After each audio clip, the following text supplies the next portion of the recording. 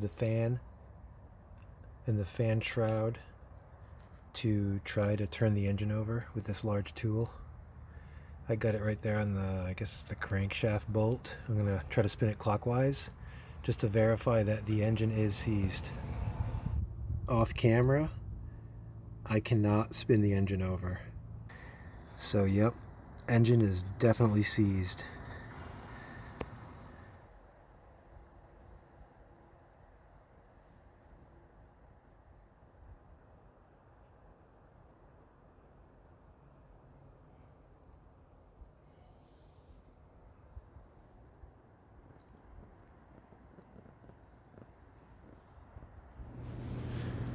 So now I'm going to be removing a few things off of the engine.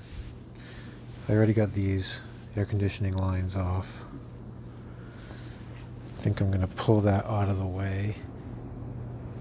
I took out the air conditioner and it was way more difficult than I thought. It's held on by this huge bracket.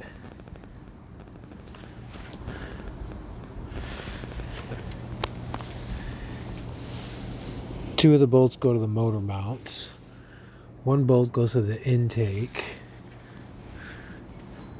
Two bolts on the front go to the water pump. This big bolt goes to the block and this bolt goes to the block.